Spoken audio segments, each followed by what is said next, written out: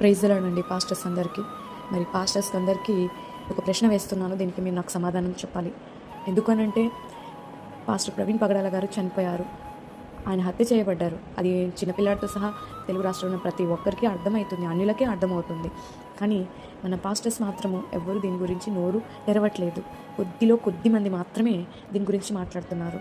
కానీ వాళ్ళతో సహా నేను ఒక ప్రశ్న వేస్తున్నాను. దేవుడు ఈ విషయంలో మీకు ఏం చెప్పాడు ఈ విషయంలో?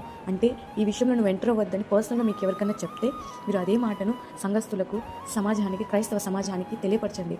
ఎందుకంటే అది మీకు దేవుడు చెప్పాడు కనుక తిరిగి మేము ప్రశ్నించము, తిరిగి మీ గురించి మాట్లాడము.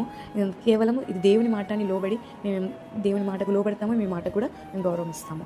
అదేవిధంగా కానీ దేవుని దగ్గర మీరు ఏ విధంగానూ ఈ విషయంలో విచారణ చేయకుండా దేవుడు ఏం చెప్తున్నాడు ఈ విషయంలో అని మీరు దేవుని ఏమి కనుక్కోకుండా మీరు మౌనంగా ఉండడము చాలా చాలా బాధాకరంగా ఉంది. అసలు సంఘస్థులైనా ఎందుకు అడగకున్నారు? సంఘస్థులు అడగండి, దేవుడు మీకు ఏం చెప్పాడని. మీరు పెద్ద పెద్ద మినిస్ట్రీస్కి వెళ్తున్నారు కదా, సంఘస్థులు అందరూ కలిసి అడగండి సేవకుల్ని. అదేవిధంగా సేవకులారా దయచేసి చెప్పండి, దేవుడు మీకు నోని చెప్తే చెప్పండి. అదేవిధంగా ఎస్ అని చెప్తే మాత్రము దయచేసి మీకు ఏమైనా బెదిరింపులు ఉంటే, ఏదైనా ప్రాబ్లం ఉంటే పర్సనల్గా దయచేసి వాటన్నిటిని లక్ష్య పెట్టకండి. నాసికా రంధ్రంలో మరి ప్రాణం కలిగినటువంటి నరుని నువ్వు లెక్క చేయవద్దు. వాడిని ఏ విషయంలో ఎన్నిక చేయాలి అంటే లెక్క చేయొద్దు అని దేవుడు ఇక్కడ చెప్తున్నాడు. సో తన ప్రాణమును కాపాడుకుని వాడు దాన్ని పోగొట్టుకుంటారు. తన ప్రాణమును పోగొట్టుకుని సిద్ధపడినటువంటి వాడు దాన్ని పొందుకుంటాడు. మీ అందరికీ తెలిసిందే. సో పాస్టర్స్ అందరూ ఒక తాటి మీదకి రండి, వచ్చి దేవుని ఎదుట న్యాయం అడగండి.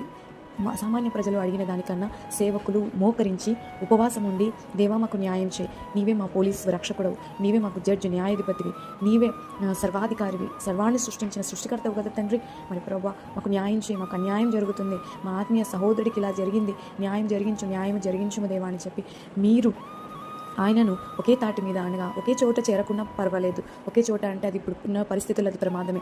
ఆన్లైన్లో వీడియో కాల్స్, గ్రూప్ కాల్స్ ఉంటాయి కదా, వాటన్నిటిలో మరి ఆ సేవకులంతా మీకు దేవుడు ఎవరైతే ముందుకు కదలండి అని చెప్తున్నాడు, ఎవరైతే ప్రేరణ వస్తుందో ఆయనను మరి దుష్టుని పైన గెలవడానికి, ఆయన్ని గెలిపించడానికి దయచేసి మరి మీరు తగ్గి ఒకరికొకరు పాస్టర్లు అందరూ మాట్లాడండి.